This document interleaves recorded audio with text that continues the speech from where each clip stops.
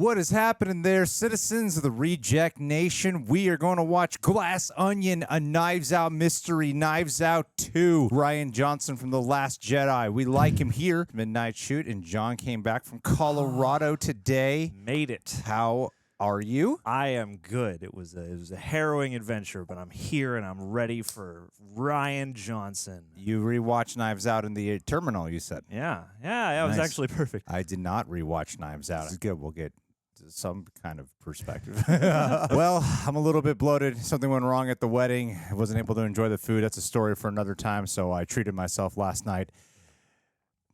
But hey, I'll get my energy up in just a minute.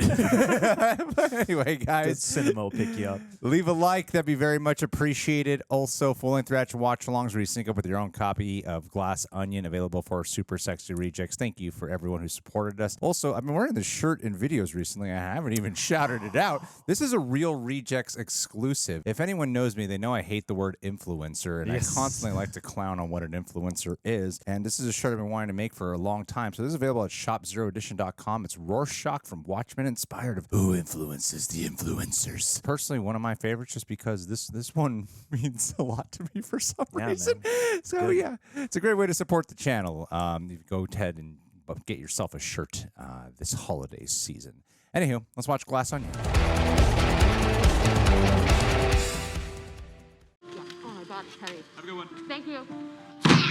What's this? I don't know. I've got the CNN thing and now. What's she running for?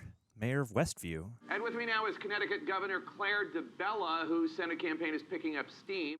Oh, it takes place during the pandemic. Uber for biospheres. I don't know. Okay, maybe. AI and dogs equals discourse. It does. Let's do it. What? No phones. Why can't she have her phone? Because she's afraid that I will tweet an ethnic slur. Didn't even know that word referred to Jewish people. I thought it was a generic term for cheap. Oh, Jewy. no. This is topical. There's got to be a way to open it. It's somehow, solid. right? There's no latches or even visible seams. The wood grain pattern's weird, though. It's like it's familiar. It's the lament configuration. And the answer is no, Jimmy Kimmel. I do not hate boobs. I mean, there's nothing wrong with that, right, babe? I love my boobs. They're so much fun. Oops. Sorry, feminist. Sorry, feminist. I've been calling you. You gotta answer me when I call. Mom, will you shut it? We've been over this a million times. I told you when me and Whiskey are alive, you gotta let us do. Oh, slap a dookie. Jeez, Mom, I'm sorry. You got a delivery. It's in the kitchen. Nice seeing him play against type a little bit. Yeah. My mom already broke it. It's a stereogram. She did something to it. It opened up. Wait, a stereogram. Were those the things? Magic eye things? I can never do those. Whoa. Mom, I tell you about touching my stuff. Whoa, is that how those really work? Yeah, like those old books at the library. Damn. Cool. So it's set up for a mate in one. Should I? Do it, Kasparov. Whoa. Maybe in one of the other puzzles? It's a compass. Mom. It's a compass. I'm loving the cast so far. It's music. Guys, it's music. It's music. Are you mocking me? Yes. When you layer this tune on top of itself, it starts to change and turns into a beautiful new structure. Cool. All together now. 1, 2, 3. Woo-hoo. What is that? Disruptors. That's the Glass Onion. Well spotted. Long weekend on my private island. And I hope your puzzle-solving skills are whetted. Because you will also be competing to solve the mystery. Of my murder. What's that? I don't know. Somebody's gonna make an actual escape room puzzle box out of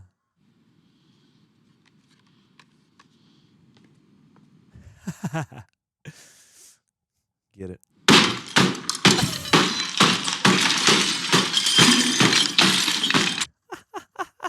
Wow, what a time saver. She like a former lover of Miles? She aware of the murder among us? Everyone is sus. I appreciate what y'all trying to do for me here. We're worried about you, buddy. You haven't left the bath for a week. Oh, that's hyperbole. There's someone here for Quarantine. you. With a box. Dude. Nice. This has a bit of a swashbuckling vibe. R.I.P. to Stephen Sondheim, too. Crazy little celebrity quadriforce there. Takes place specifically in 2020, but feels like out of an earlier era than even Knives Out was. And it's got like a more stylized kind of overall package. Disruptors have assembled. No, absolutely not. He's kind of made an Avengers reference. Ladies and gentlemen, whoa! Welcome to Greece. What? My man. I did not realize what the cast was. I know. But first, I'm going to need you to remove your mask and extend your tongue. This will only be momentarily uncomfortable. Wow. I wonder if he's got glass in those loafers. Some kind of disinfectant? Oh, you're good. Have a great trip, everyone. And that's the last we see of Ethan Hawke. You might be right. I feel like I could be. Our femme fatale. There's definitely like a little Bond in this. I was thinking that too. Yeah, it's like Bond and Indiana Jones and Agatha Christie. One legal move and cut her out completely. Booted her without a dime. Social networked her. Lord. Ouch. Oh, Eddie Norton's Miles. Whiskey. Wow. I love that necklace. Great. Come on, This whole thing? bring it in. How you doing? What? Good friends. Andy. You're here. I am. All right. I look so petrified. Why'd you invite her? We got a great weekend. Just our gang. Just us. Hey! Hey, bro. Not here. Oh, is that Noah Segan? A proper tour of the Glass Onion. Oh, yes, here we go. Oh my God, the glass onion, like our bar. Oh, Like their bar? Yeah. it's like an actual huge glass onion. It's what came before, where I am now, what I'll leave to the world. Ignore me. I just want to have a normal weekend with my old friends like the old days, right? I mean, see, I'm sorry, but that is just crazy. I know. Hey, Mr. Blanc, can we have a quick word? So I'm going to die. What's the most impossible scenario to do it in? Is that a motor car? Oh, yeah, that's my baby blue. It's one of a kind. Goes anywhere I go. Why is it on the roof? Wait, you received a box? Yes, the wooden box was delivered to my home with some... It's part of the game. Yeah. Is there any way to close them again? To reset them? Someone reset the box. Someone reset the box. They sent it to you. Who reset the box? Look at this pool. I think I'll go for a swim. That's your competition. Oh, no. Maybe I'll lay out for a bit. Hey, I want to look that good in anything. Believe in yourself. You remember that night you almost pancaked me with it on the road outside? Right? Anderson Cooper's birthday. Coop's parties are memorable. Maybe this isn't the MCU. Oh, God. Really, Duke?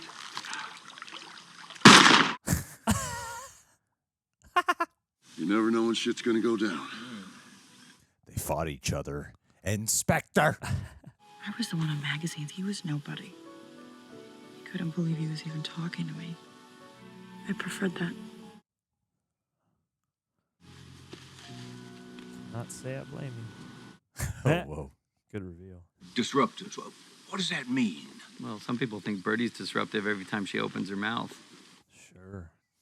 She was a fashion icon, and then the youngest editor ever of Shishi magazine. Then there was the whole thing with the Halloween costume.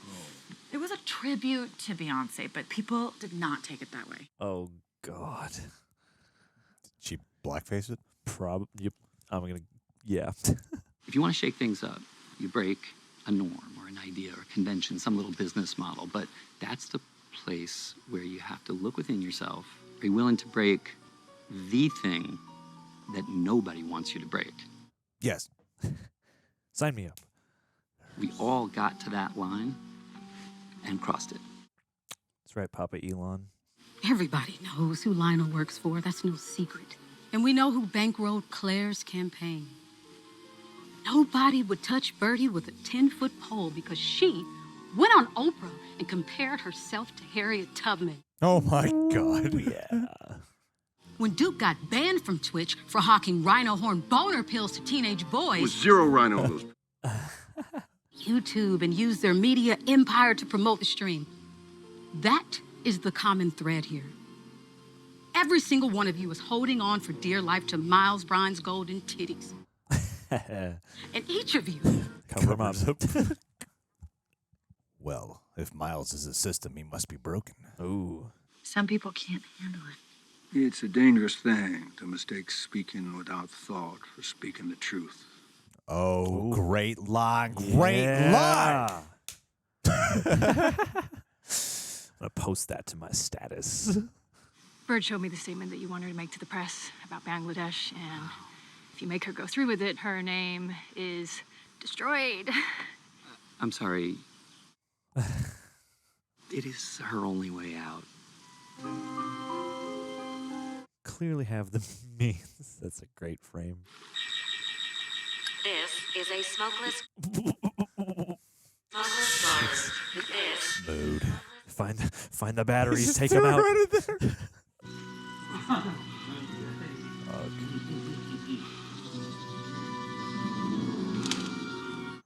I mean, you must have seen this coming. How? So many great lineup shots. Oh my God, it's so nice to hear this song in a movie. I love this song. Light. Some kind of light. That never shone on me. Jeremy Renner's small batch hot sauce. I let him invest. He sends me like a pallet every year. Take a few bottles. Why would you hang a framed print of the Mona Lisa front and center? It's like having a Che poster in your dorm room. It's the Mona Lisa. Blame it on the Pando, Blanc. The Louvre's closed. France needed money, and so I bought myself a little short-term loan. Nice. Security was most of the cost. Check this out. Oh my God. Oh my gosh. No, it's so freaking sensitive. A phone dings, it closes up. It's ridiculous, but I needed to be able to look her in the eyes. Whoa. So much glass. it really is something. It's classic. Terrible. I'm gonna unveil the future. Oh. Use solid hydrogen fuel. It's incredibly powerful. It's radically efficient, and it's derived from abundant seawater. I call it clear with a K. Clever with a K. Cool with a K. Claire and I are not going to be responsible for putting something out in the world before it is tested and... They're surrounded by it. Oh, diabolique. If anyone can name the killer, tell me how they achieved the murder, and most importantly, what was the motive, that person wins our game. What do we win? What do you mean? What do you want? Fine. Yeah. No. The winner gets an iPad. No. Oh, have we started already? Well, the murder hasn't happened. Oh, okay. But It was Bertie who planted a remote device on the crossbow in revenge for you stealing her signature Ren diamond. Oh, God. That is a vintage Jayhawk brand crossbow.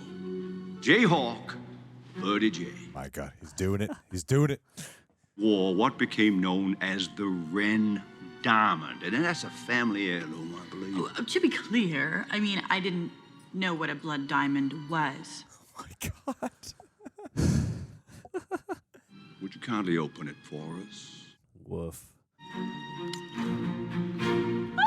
Wow. Oh, my God, you're ruining the party. Give the man an iPad. Give him 2 iPads. It's a perfect contrast from the first movie. That just felt like the most satisfying, bite-sized. Here's the iPad. I ruined your game on purpose. You've taken 7 people, each of whom has a real-life reason to wish you harm and place the idea of your murder in their heads. It's like putting a loaded gun on the table and turning off the lights. He's protecting you, man. Sketched out the original idea for Alpha on a cocktail napkin, and I showed it to Andy one night at the Glass Onion. That was our local bar. God damn, I miss that bar.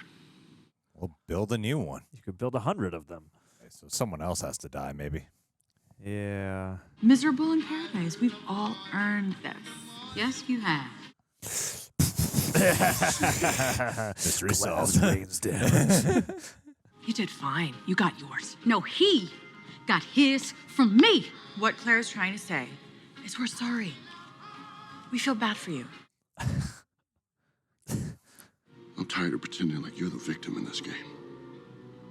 You just couldn't hack it. Oh. You're the loser. There. That's the truth. That's cruel. What is about to go down? Just feel the tension. They're all about to die. There it is. There's my guy. What's going on? You look like you got good news. I was wondering why my goons are blowing up. The views on my channel are off the charts. You gotta see this. Did he record? It's fire. It changes things, right? It sure does. Numbers like this. Did you buy those views? You're staying. Yes? You're staying. Okay. Love it. This feels more akin to the invitation than anything else. Oh, good call, yeah. Birdie, that's amazing. Just watch this dress. Watch, spin that dress again. Everybody, Miles says, look at me! It's a freaking Mona Lisa. What is about to go down? Miles. On your feet, genius. I want to see your... Miles, Duke. Oh, Oh, no, not him. Not my dude.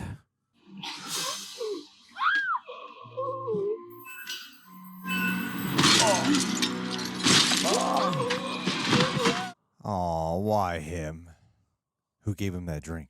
They were pre-prepared. You're not saying it was done with intention, are you? Well, we don't know. My guess is something was put in his drink. Yeah, guys, obviously. What if this was the elaborate plan the whole time from Eddie Norton? When we will convene here and walk together to the dock, I'll stay up all night with the body, make sure it's not tampered with in any way. I reckon. It's meant for me. Was meant for him, yeah. Oh.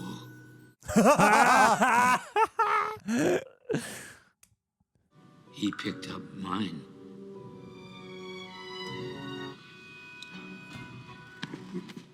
Ooh.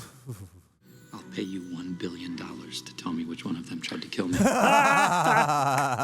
Do it. Make the bag. Where's Duke's phone? It just dinged. It must be here. Yeah, I saw it. He was afraid of her. Forget about his phone. Look. Oh, the gun. My murder game. We were going to be having drinks, and I thought it'd be fun to say something dramatic just at 10 o'clock, and then we were going to have 20 minutes where... Help me! What happens at 10 o'clock? Get it together, man. Yeah, you knew it. Oh, no. Damn it. It was Andy! Whoa. It was Andy. She killed Duke and she tore our room apart. I saw her! What? Is that a spear gun? Oh, not today. It can't be Andy. It's just too obvious. It'd be too obvious. But what if that's a subversion of expectations? Benoit Blanc did it. Helen! Listen, did you take Duke's gun? Why would I take Duke's gun? And why are the Duke lights is out? dead. What? Great motif with the lighthouse. Oh, cool. Who is this? Ethan Hawke? I don't know. Kate Hudson. We only need one last piece of information, and only you can. Ooh. Maybe Miles is doing it and is trying to kill them all.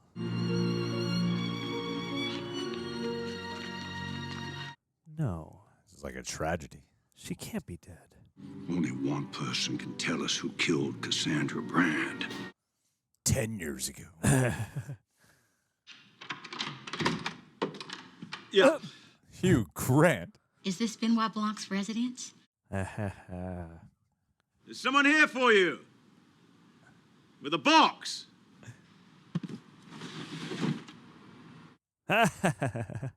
Oh, interesting. My name is Helen Brand. 2 days ago, I received a call. My twin sister committed. Fascinating. My sister was Cassandra Brand.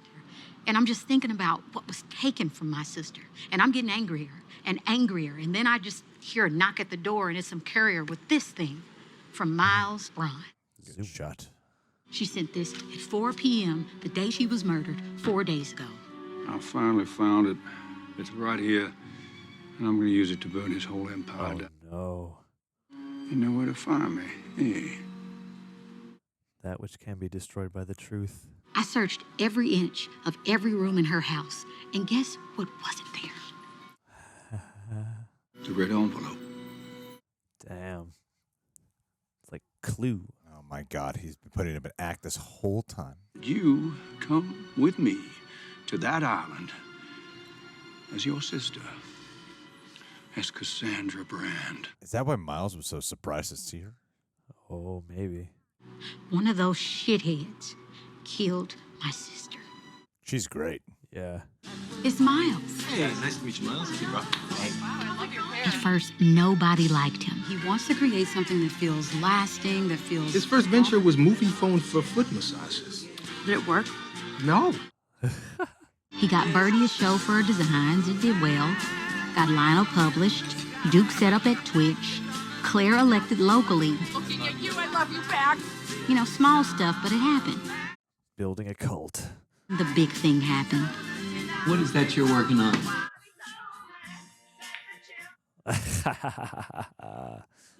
No. Andy, come on. This is it. It's just exactly like Steve Jobs. Subtlety. Miles had the lawyers work the contract, so she was cut out the company completely. So she sued over there. Her whole case was based on intellectual ownership of the company's founding idea, Her idea on the napkin. which she didn't keep. Oh, goddamn. He had an idea. So he grabbed a napkin and he... Assholes. Look me in the eye, Claire. You know it's a lie. It's a lie. And do you recall, Mr. Cody? Oh, you all deserve to die. Right after the verdict, Miles suddenly found the note written in his handwriting and did all those interviews about it. A bald-faced fabrication. A damn lie. Tomato. No way. What? Oh, is that what was in the envelope? It's the original. Our suspects, motive, opportunity. Hey, this kind of looks like that Clue notepad. Yes. God, I love them together. I know. He's always got to get paired up with a young, scared, but strong woman in these movies. It's the major trope of the Knives Out universe. When we're all settling in, Brown's gonna pull me aside to explain my presence. That is your chance to snoop. Snoop. Snoop. Snoop. This is brilliantly done. Yeah. Goddamn. I'm loving this. Completely recontextualizing the first hour. That's so smart. I'm already like, wow, what a hell of a rewatch this would be. Yeah, right. All the different clues, tells. I sold my soul for this. You're telling me that it could literally turn people's homes into the Hindenburg? Cool. Hinden homes. There was a time, you know, back when I was the one who met. Whoa. I thought you said you didn't drink. That's hard kombucha. That's Jared Leto's hard kombucha. You need to stop. Because as it turns out, nobody wants you to break. Ah, shit, she was drunk. Can we talk about the email? You didn't even write back. That's why I called. And when we couldn't reach you, I went to your house. Lionel and I got there at the same time. Oh my God, did they all do it together?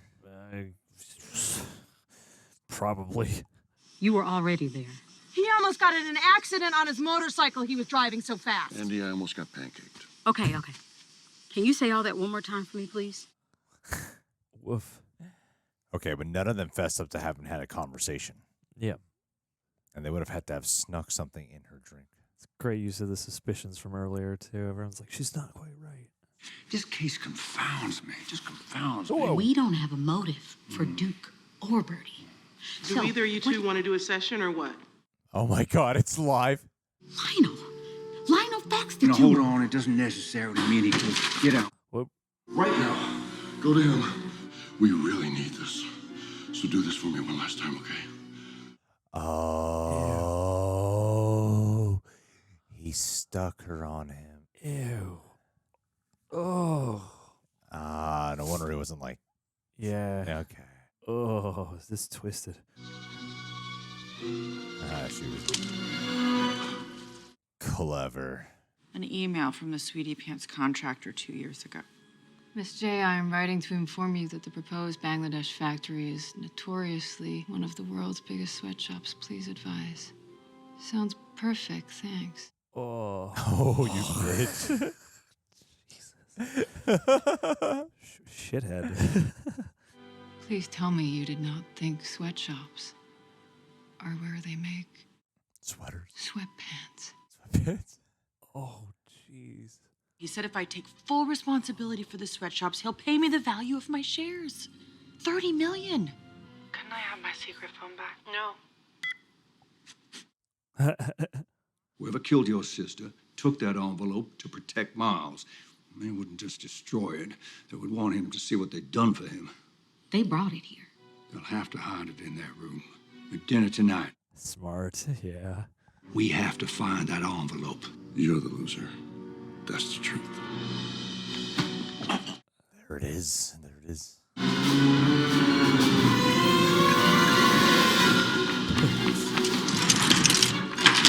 Oof.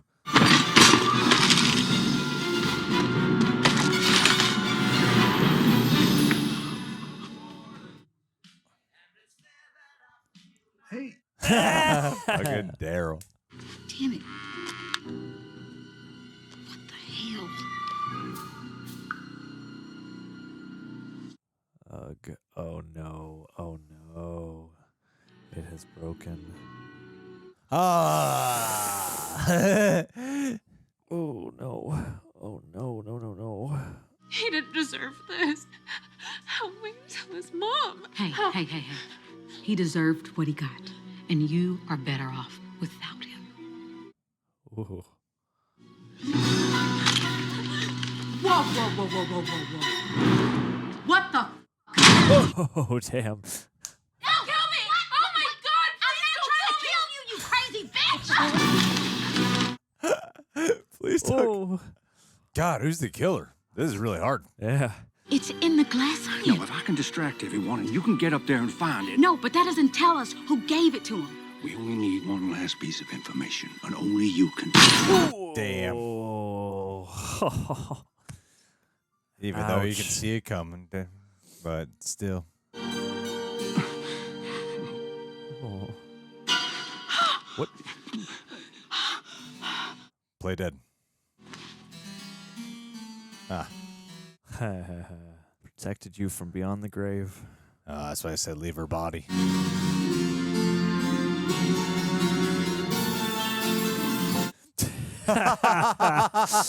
Yep. Best use of hot sauce.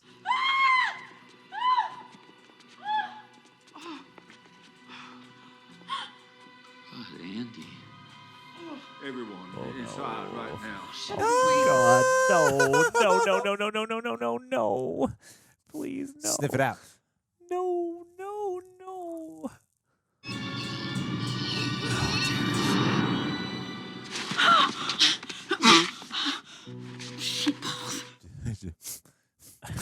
Mind-numbing, obvious clarity. It doesn't hide at all. And I was... Nice. What? Right at the center. So it was just Miles? I guess. What had teased my brain through this entire case? Imbreviate. Not a word. Yeah, I thought that earlier. fully abbreviate this moment. His wonder fuel is a disaster. His grasp of disruption theory is remedial at best. Nobody tried to kill you, you vainglorious buffoon. Duke took my glass. That's what you told us he did. Yeah, you slipped it to him. What did we all actually see? Wow, look at that dress spin. Birdie, that's amazing. Just. You handed Duke. Nice. When Duke got to Andy's house early on his motorcycle, he saw Miles leaving. Was almost struck by him. Damn. You remember that night you almost pancaked me with it on the road outside of Andy's? Anderson Cooper's birthday. Mm-hmm. Dang. Focus on the envelope.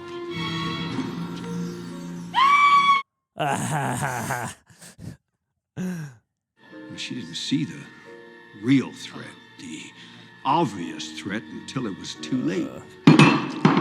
Damn. But he didn't know Andy was dead. No, he didn't know that until this evening, when he got a Google alert on his phone, which has now fallen strangely silent, and which he showed to you. Right out in the open, Duke showed him. That changes things, right? It sure does. Maybe we can talk Alpha News. You bet your ass. Come here.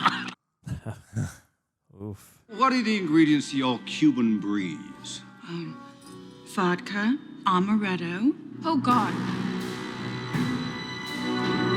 Is he allergic to almonds? And pineapple juice. No pineapple in there, right? Oh, pineapple. Yeah. He just put pineapple juice in his whiskey. It's so dumb. It's Clue.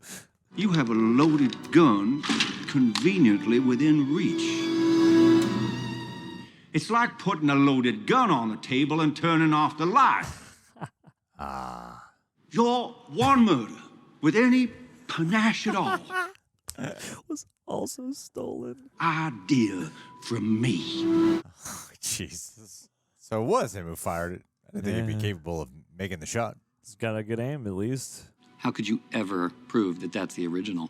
She might have copied mine. No. The bar closed 9 years ago, and hers has one thing that yours just doesn't. Yeah, I just noticed that too. Yeah. Okay, but second.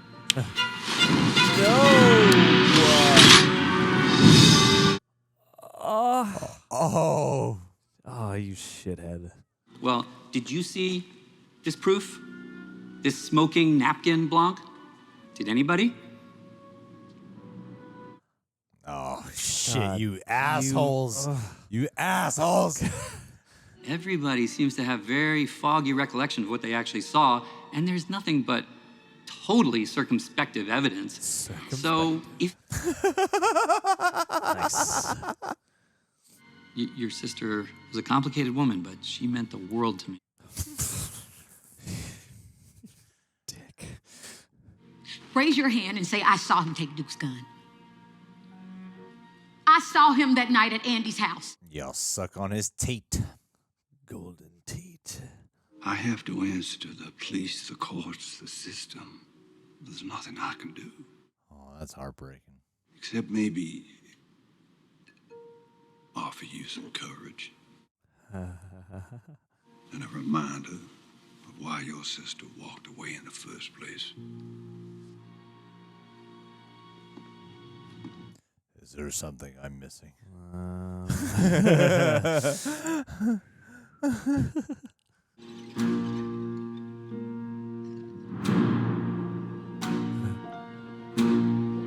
Chug. She's good when she chug, drinks. Chug. Chug.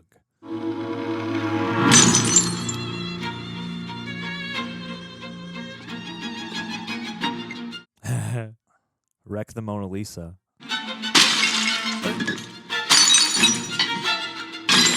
One of them a nugget of clear. Hell yeah! Hell yeah.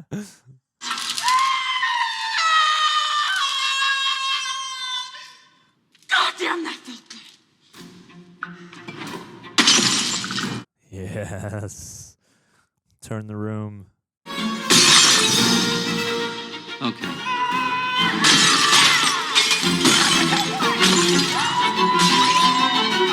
This must have been a fun day on set. I think that belonged to Liberace. Okay, are we done? Oh. Go for Mona. What? What is it? What do you want?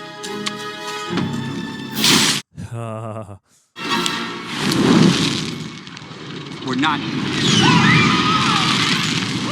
Oh, God! Whoa! This whole place is gonna explode. Oh, my God! Burn it all down. Walk away. With a reminder of why my sister walked away in the first place. Oh. Yeah. Oh, man. Rain hell. Destroy it all. Yes. Reduce it to ash. Oh, shit!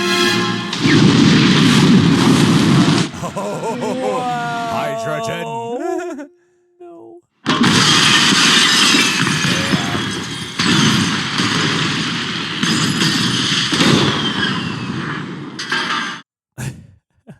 This is a smokeless garden. This is a smokeless garden. There. Not bad. Disruption.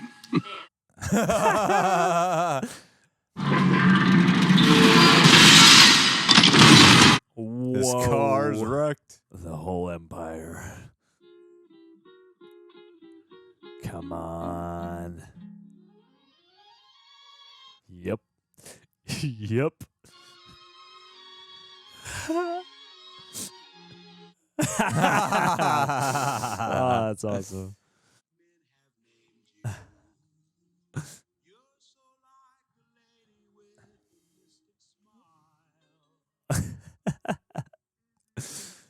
Beautiful. No. No. No. Stupid. Dude, like, get Oh, yep. Look what you've done. Watch that expression. Oh. God. This whole core built off that. Oh. Your feel of the future just barbecued. The world's most famous painting, you dumbass. And now you'll be mentioned in the same sentence forever. Yeah, exactly. And you did get your wish to forever be remembered in the same breath Yeah. as the Mona Lisa. We know what happened? I saw the napkin he burned. I clearly saw him grab Duke's gun. I saw him driving away from Andy's house the night she was killed. You ready to go home? Yeah. And the next movie, he'll be paired up with an Asian girl. That's right.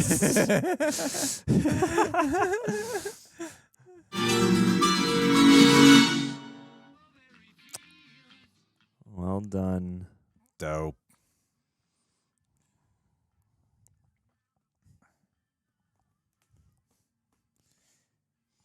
He ruined the first Knives Out. Oh, they woked it. That was great. Yeah, that was a lot of fun. It was solid. That Rian Johnson just loves those subversions.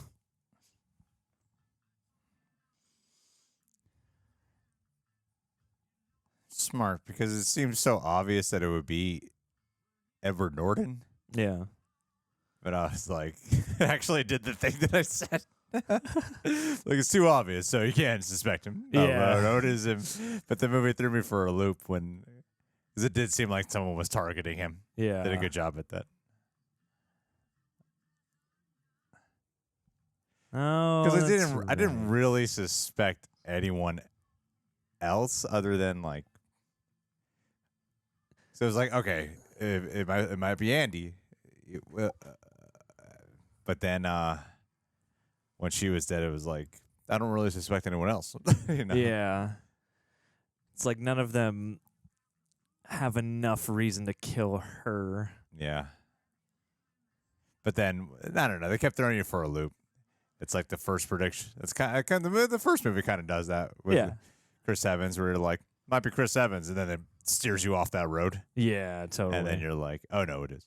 yeah. The misdirect. But no, you should stick with your gut instinct all along. Yeah. And yeah, I mean, you're designed to sit there and go like, okay, well, maybe there's some kind of hidden detail that we don't know yet about all these different characters. But all right, well, chitty chatter. Gonna put on my neck scarf. Doesn't match this outfit, but I brought it for just this occasion. Perfect. It's Benoit Blanc scarf. Perfect. Yeah. Well. I liked it quite a bit. I liked it a lot. Mm-hmm. I enjoyed it a lot. That was fun. It's a fun game to play along with. Absolutely, yeah. And I mean, it's coming off of Knives Out. You know, like I'm not here to do a comparison thing, but coming off of Knives Out after having that fresh in your mind, because I only saw it that one time in the theaters, which I thought was a magical. Like I thought if there's one like off the cuff comparison I'd make. Because like structurally they're very different, obviously, absolutely. And I actually love that because you don't need to watch the first one, at all. You really don't need to watch the first one whatsoever to appreciate this film or understand it or follow it or even like it, you know. So I do think that it makes for a great complementary piece because of the fact of how different it is. I think you might appreciate aspects of it more if you watch the first one, but I love that you don't need to watch it whatsoever. Those are like it was a rare kind of sequel to make. Yeah, but, absolutely. I mean, coming off of Knives Out, fresh in your mind, what'd you think? Fresh in my mind, I thought this was, a terrific way of building on that. And looking back at the original movie, like it's still held up for my viewing experience. There are a couple times where I feel like it maybe thinks it's a little bit more grand than it actually is, but I think here they managed to kind of take that grandeur and infuse it even more. Like the first movie is great because of its restraint and because of how it's playing on a more austere version of the genre. And this version is like we were saying, is going into a more broad, more swashbuckling, more sort of, James Bond scope. And I appreciated that, and I appreciated how this played off of, like, in the first movie, Benoit Blanc is, like, he has such a mystique, and he's so cool for so much of it, and, even the way they introduce him, he's, like, always in the background, just observing, and then he slowly implements himself into the plot, and here I thought they played off of that really well, and just in these few moments since the movie, the more I've thought about it, just the more it feels like it took the ball from the first movie and the way it wanted to subvert those expectations, and I feel like there's something about the first movie where I can imagine certain people being like, wait, the subversion, is it truly fully satisfying? And I think here he managed to layer multiples on top of that, have multiple kind of games going at once. And so, I thought it was a fantastic way to build on it, to take the personality of the first movie, but also do its very own thing this time. And having that one connective tissue of Benoit Blanc and giving him just enough extra character here to flesh him out as a continuing character if you do want to pay attention to it. They establish he's gay. He's gay. He's gay. I mean, they brought up donut holes. That's true. The first one. It's a clear metaphor, and the donut hole in the donut and the little donut in the big donut. Which was the first indication. Uh-huh, so it shouldn't come as too big of a surprise. No. But you mean that wasn't just his butler? I thought this was fun. I think the first movie left me with a feeling of a lot of awe, and I was in love with that one, and I thought it was really intense too. Sure. And so this leaves you with a different feeling, and I feel like the first obvious feeling I had with this one is, ooh, this would make for one hell of a rewatch. Sure, yes. Which I didn't quite. I imagine Knives Out is a great rewatch. I haven't done it, but because of the way this movie is structured, where it does set it up, of okay, they're doing like a different. They're doing a sequel. They're doing a part 2 where instead of Benoit Blanc being a super badass who's brought onto this case and everything, and it has this mystery surrounding him. he's, kind of in the slumps here. The pandemic and the mentality is really affecting him. And he feels like a stranger caught off guard. And he looks like the odd man out of this group of everyone who really knows him. He seems like the least knowledgeable one. Fish out of water. Yeah. It will be the quality here, and then to find out that, he's not. Yeah, he's been very much in control this whole time in a lot of ways. That's what I mean by the flipperoo. Like, I thought it was really cool how they really, at the middle of this movie, they literally go over the first hour. Yeah. And you see it from the perspectives of Helen and Benoit Blanc from his actual real involvement. I thought that was cleverly done. Yeah. And it made me go, I want to rewatch this just because of that. Because like the last movie has an immediate kickoff death point, right? And then the game's afoot. Where here you're like, okay, something's happened. Something's going to happen. Yeah. Something hasn't happened. What is the game exactly? And because of the fact that it's got to be a big murder mystery due to they're setting up that stage for it, obviously with the game, but also being the fact that it is a part 2, like there's something coming, so you have that built-in faith that something's about to happen. But you're waiting a while. You're in like 45 minutes before before that real plot actually takes off and kicks into high gear, and you're spending time with all these characters and learning a whole new world, and the world that they're setting in is very like what I call like social media topical. Yeah, totally. Everything. Every character represents a faction of the now part of faction of the current conversation, especially from the pandemic and on. Like it doesn't go fully into it's political commentary. Oh, sure. Like 1,000%. It's cultural commentary at least. Yeah. No, 1,000%. You even have the Edward Norton character as a play on the billionaires who don't really know anything, but they know how to take advantage and use people and take all the credit. Yeah, absolutely. And I mean, to see Edward Norton, like I appreciate that he is so down for roles like that because it is a very unflattering character that he plays very well. Yeah, good sleazeball. Yeah. I enjoyed that quality quite a bit. And the characters are, I think every actor here is really solid. I think everyone's great. I mean, totally. I do love the flipperoo that they do with Blanc in this movie because you don't even see that reveal really coming. Yeah. But there are those hints of it, especially with the fact that he doesn't seem suspect at all about, like, if you look at the first half of this movie, he doesn't seem that much suspect about Andy. Yeah. Even when she's gone missing and Bautista's dead. I mean, he just goes up to her and talks to her. Yeah. We're like, okay, interesting choice. Yeah. No, this makes a lot of sense. I mean, similar to how Ana de Armas was the scene stealer of that film. It's like Janelle Monáe in this movie is that that supplement. Yeah. Which is very, I think that's the most like obvious comparison too. Is like you pair them off.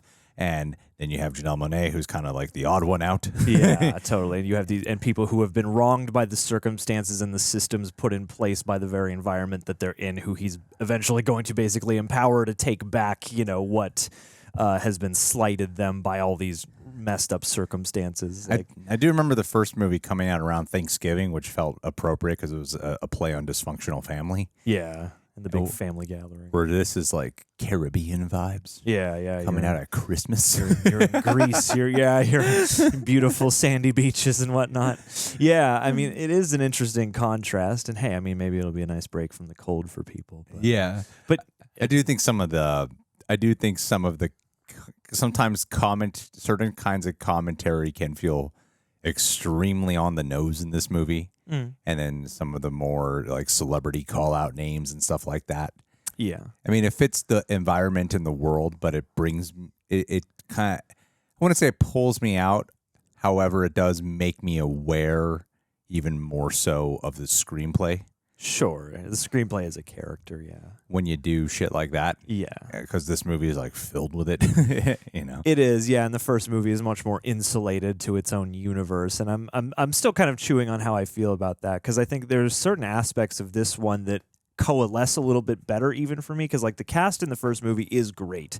And there are times where I feel like they just kind of revel in that a bit, where in certain moments it would take me out of the overall of the situation and go, oh man, whoever I'm looking at right now is having a lot of fun or something like that. Whereas here I thought like they really coalesced all together, and it wasn't just this amazing cast of people, but I really believed the kind of whole unit of their different friendships and their overlapping motivations and whatnot in a way that felt a bit more earnest in a sense, and a bit less self-aware, at least from how it was all played out through the acting. I think it's clever of how, with the complimentary piece again. Now the first movie's it's a family, but they're not a real loving family. Mm-hmm. And this is a friend group, and they've been best friends forever, but they're not a real friend group. Yeah.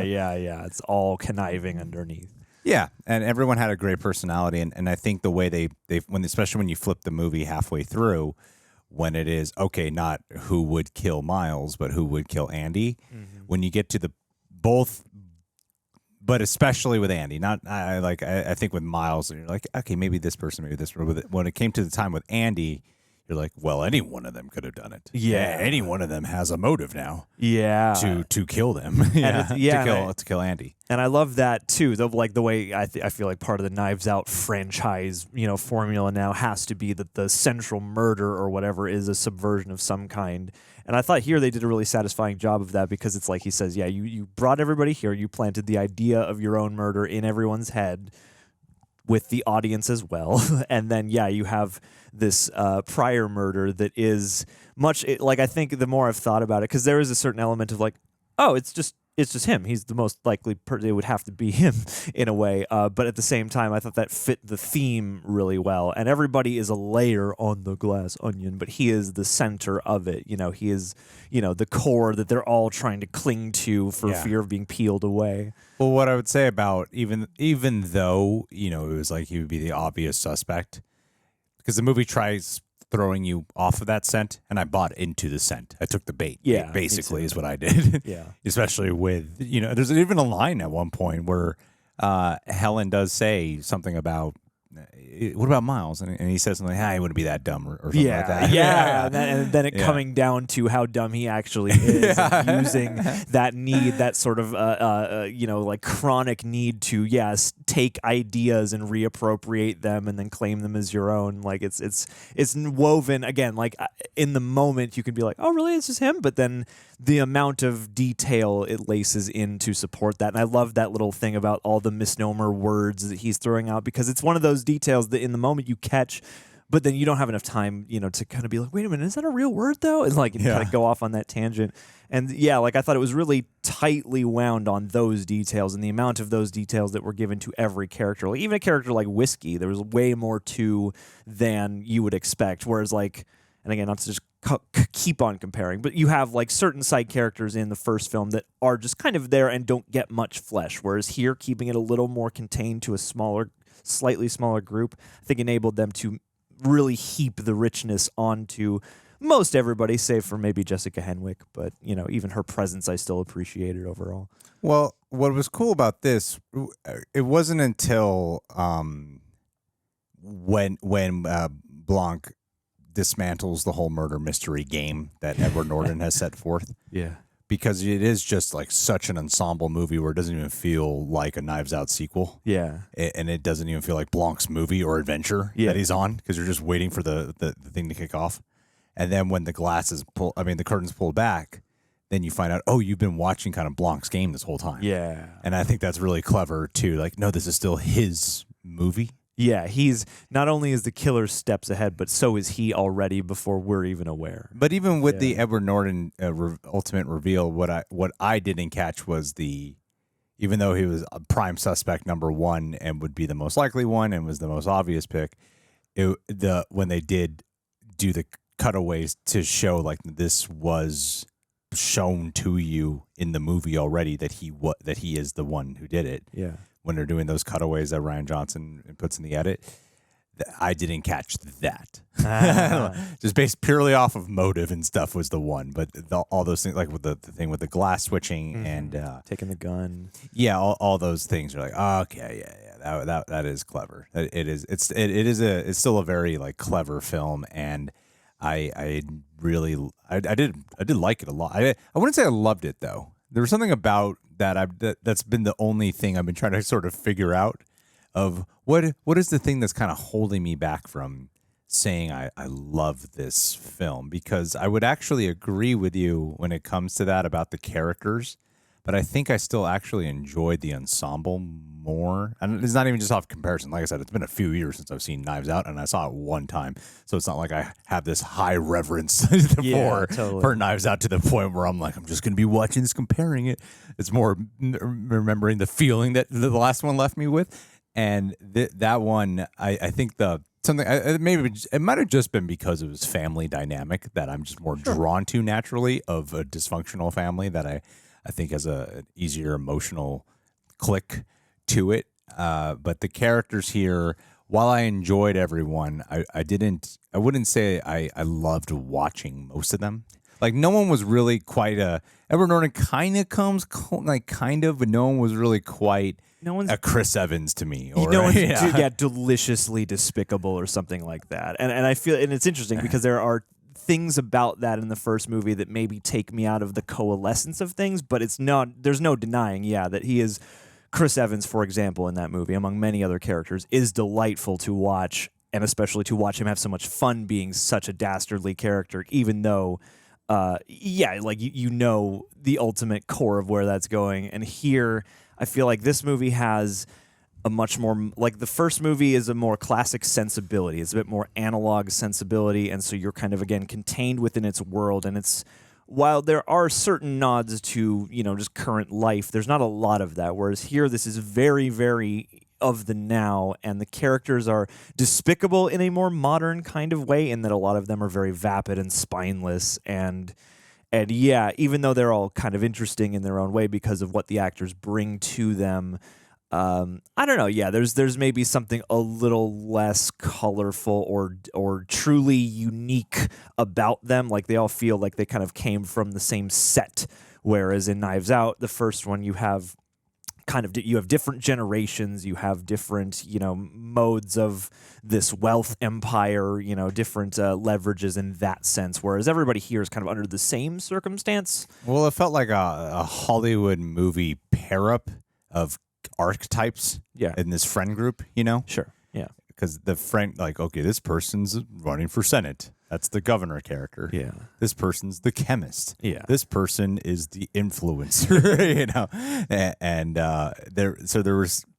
it was that thing where I was I guess this time around, this movie just made me so much more aware that I was more impressed structurally with the film. I was never quite, I didn't find it suspenseful. I didn't find it like intense. It was always fun. And it is cathartic. Yeah, and it was fun to play with. It was fun to play along with the movie, to sort of try to figure it out and see what the ultimate reveal is. And I think Janelle Monáe is phenomenal. Oh, yeah, so I think she's phenomenal in this. Like, her and Daniel Craig are awesome in here. Yeah. But yeah, this was more of a more structurally impressive experience to me than anything else. Yeah, I feel like the writing and directing are like the main star, and then everybody else is a supporting character of the ensemble. yeah, they're filling that all in. Yeah, and so and I appreciate that in the sense that you can take these as two very unique experiences unto themselves, and I can imagine various people having wildly different opinions about which one they like more. But I do appreciate that the core of both movies is Blanc and whoever is the sort of good-hearted person in the middle of all these despicable other characters trying to, gain some kind of reclamation or do the right thing. And I think that this nails that, certainly. I'm interested to see how the following days kind of ensue and where this movie settles for me, because on the surface, the first movie has slightly more things that, just for me personally as a viewer, maybe take me out or maybe feel like, okay, you're not quite as like God tier right now as you seem to kind of be playing it as you are. But at the same time, looking at this, there were on the surface so many things that felt kind of so tight, and that at least in an experiential way smoothed out those gripes I would have had. And yet, I still kind of wonder if the first one would still be my favorite, just because of the things that so much of it does coalesce in a way that truly does feel distinct, and all the characters do feel kind of completely of their own thing rather than cut of a similar cloth and kind of riffing variations on the same sort of set of people. I don't know. Either way, like, they were both really satisfying, and I appreciate the way that Rian Johnson is able to pay tribute to a classic genre and also bring a lot of new and interesting sensibility to it. And the first one gives you that package of like an Agatha Christie type of movie, and this one gives you a package of something much more modern. But I still think that they managed to kind of eke a classic quality out of it. Sure. Yeah. I haven't seen Death on the Nile, but this feels like what Death on the Nile might be. And I've heard that too. It's like, I've heard Death on the Nile is like, it's a bit more fun, it's a bit more wild. The mystery isn't quite as hard to crack, but still, like, there's a lot of great work, you know? Yeah, there's some good unveils all around. And I think for Janelle Monáe, I think that was she had to play both characters, and I thought she did an exquisite job on both. Yeah. And it's like I never doubted. This is the first thing I never doubted. It's another really well shot film and incredibly edited. Oh yeah. On top of all that too, It's like clockwork. Yeah. Yeah, no, it's like watching a surgeon go to work. Yeah. and it's got enough sort of quirk and esoterica that it's just like kind of engrossing on its own for how outlandish it is, and it doesn't feel too outlandish for how colorful a lot of the things are. I don't understand Ethan Hawke being here. I think the Hugh Grant cameo is way more of a well-utilized celebrity cameo. Sure. Even though it's less of a screen time, the fact that he is like a character who plays an emotional, purposeful part to Blanc works. And to get, was he doing a Southern accent or is he just British?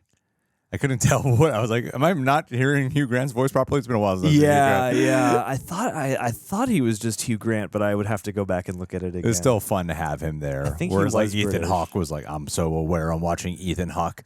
That felt Ethan like Hawke is just here to be Ethan Hawke, doing what Ethan Hawke would do with this for a couple minutes. That very much felt like one of those things where it's like, oh, I would love to be in. Oh yeah, just come down for a day. You know, I've got a part for you. Sure, like jump in. Yeah, and like it's fun, but yeah, it doesn't feel as clever as something like Hugh Grant. Because Hugh Grant, you hear his voice and you get that satisfaction of being like, oh, that's who that was. It's like he was here the whole time. Yeah. But did the pandemic?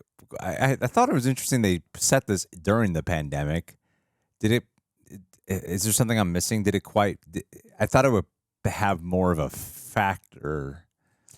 I guess, yeah. Like there, it's brought up tangentially, but it just seemed like kind of an interesting opportunity, I guess, to use the here and now as an excuse to get them in an isolated location. Like, it doesn't seem incredibly purposeful because, you know, it's like the thing he's working on starts off that way.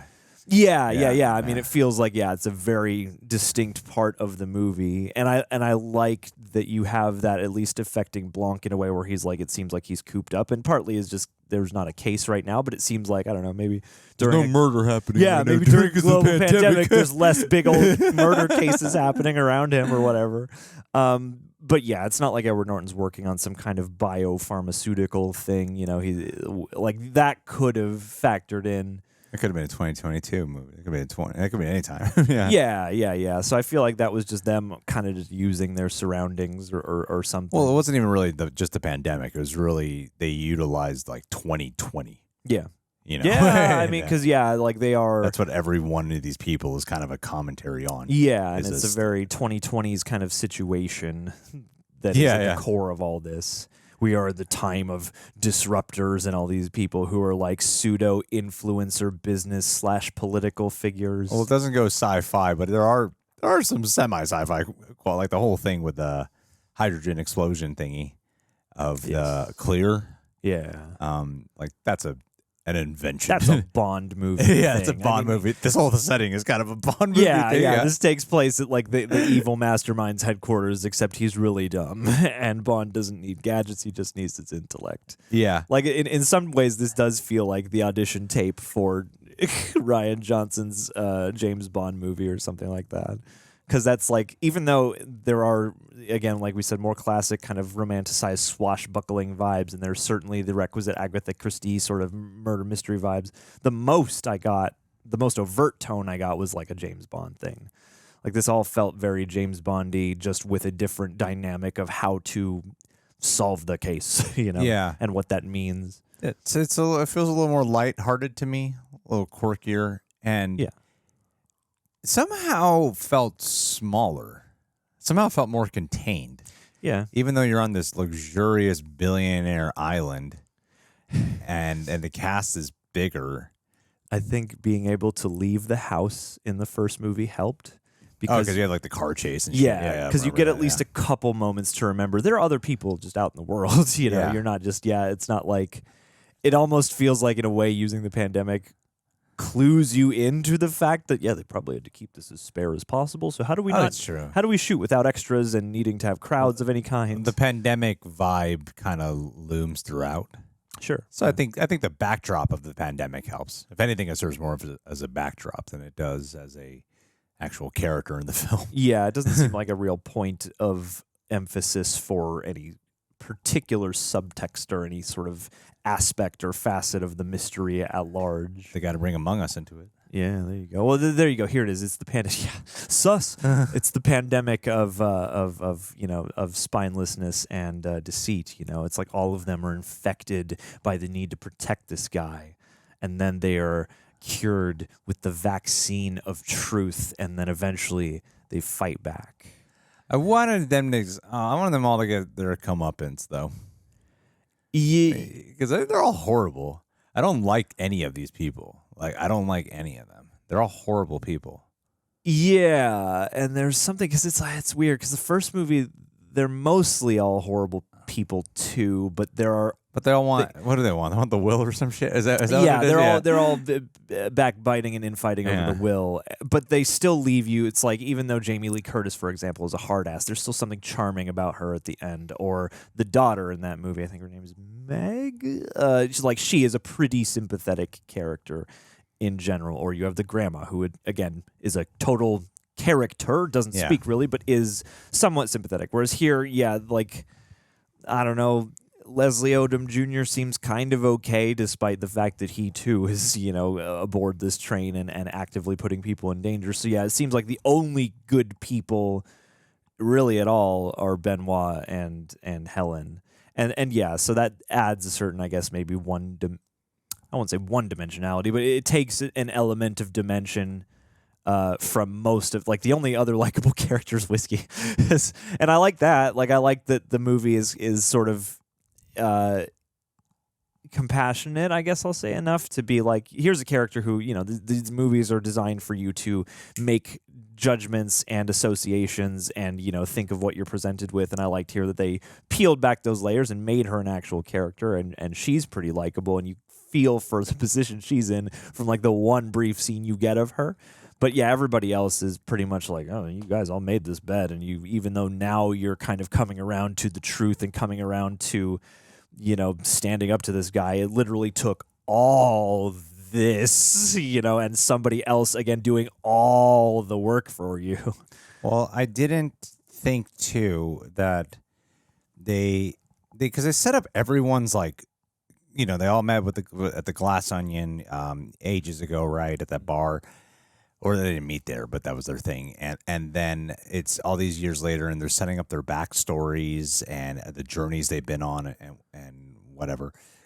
And I thought that, I guess this was sort of an expectation that I thought the movie set up for me, that all that would have this collision or all coalesce together in some way. But it sort of just seemed like Dave Bautista's dead. And who's trying to kill Andy? It just kind of stopped in the middle of the tracks, and I liked the direction it went, because what was cool structurally about this film was because it's setting all that up and it's leading to the murder mystery game, and then I was like, all right, so what they're doing is they're setting up everyone's backstory, so odds are what's going to happen is Miles is probably going to really die at this murder mystery, and who's the one who really killed him. and we've established everyone's backstory. So you think it's going to go down that route, right? At least that's what the movie's setting up to me. Yeah. Is that it's going down that route of Miles is really going to die at this thing, and then Blanc is going to have to do his thing and investigate everyone's backstory some more, and then try to find out who's the one who really killed Miles. But then it doesn't do that. Yeah. That's the biggest subversion of the expectation, because you're like 45 minutes in, Blanc just uproots the whole thing, blows the whole game, and then it becomes a completely different direction for the film. I still found myself craving, and I think that's why I wanted like the comeuppance or some shit. It's kind of just like it adds layers, and it makes the characters more than just someone like Kate Hudson could have just easily been just that one note thing that she is. Like you're just so dumb. I don't even know how you got this far. Being this this film didn't have a commentary of like rich people and people in power are actual idiots, and that's like a main takeaway for a lot of these people. They're all dumb, except for they didn't really do that with Kathryn Hahn. No, but they don't also really give her she's too got the much least else. That's what I mean. I thought that some of their, because they spent, especially with Edward Norton giving that great speech about like everything they did, that I thought that would all somehow, some of that would come to the surface a little bit more. It could have been a way too packed of a film if they did that. Yeah, totally. For sure. But there is but the first one even does have a bit of resolve for many of the personal squabbles that were happening outside of the main murder mystery, whereas this one, there isn't really much of that. Like, you don't really know what awaits any of them, other than maybe they'll be better people now. Miles is the center of it, but they were all terrible. Yeah, they're all complicit in all this terrible stuff. Yeah. The second they show the courtroom scene with Andy, I'm like, oh, you guys suck. I don't want any of you guys to come out of this alive. I hope you all die. Well, and part of me, it's weird, part of me thought they were going there. Like going to kill them all off. And that the sister was going to make this crazy sacrifice. And I was like, I don't know exactly how I would feel about Blanc for condoning that or pushing that. But at the same time, it did feel like that would be a very bold statement for the movie to make. And while I do like and appreciate that the point is, it's not enough to have the evidence, because so much of the time in real life crime and cases, you have that problem of there's just not enough evidence to present, even though we all know what happened. You know the truth, but so they all got to come around. But yeah, that's more of a function which of is, the again, plot. a very like 2020-ish thing to something that became very topical. yeah, and like I like that as a theme. I think it works well for the place and the setting, but it's a macro theme more than it is like a personal character related theme. And this, I don't think, does quite as much to have both, whereas the previous movie does a little bit more of that. It's weird. It's like the first Knives Out in the immediate moment gave me slightly more things to be like a little, not suspect of, but I had like slightly more little nitpicks and gripes along the way. But the longer term impact, I think, is a bit greater. Whereas this one, like in the moment, I was eating it up, and I would love to watch it again. Like I really liked it. I think the lasting impact will be a little bit less than the original movie. But yeah, it's still really tightly wound, and it's still really well conceived for the most part. I thought I might be, and I could be wrong here, because this movie did actually really well in its limited release in the theaters. And it's got a great response so far. And I imagine almost any movie's better in the theaters. All right, regardless, like, of course, this movie is more than likely odds of it being better in the theaters extremely high. So I understand that sentiment, but the movie did not leave me with a feeling of I wish I had seen this in the theaters, or this would have been better. Even if I was at home alone with the lights off, I'm like, yeah, I was fine watching this on Netflix. I'm not. I wasn't thinking about it even. Yeah. I mean, I'd be happy to see it in the theaters, but it wasn't. But I'm not itching, or I'm not really going to carve out time to be like that's the one way to see it. Well, I don't have that urge. It's like I saw Everything Everywhere All at Once. I mean, granted, it's a very different kind of film, and it's very like cinematic visual feast and all that. But I reacted to that here, and then 5 days later, I want to watch it in the theaters. Because that leaves me with that feeling. And Knives Out to me was such a grand theater experience. Yeah. And so again, I don't know if I will.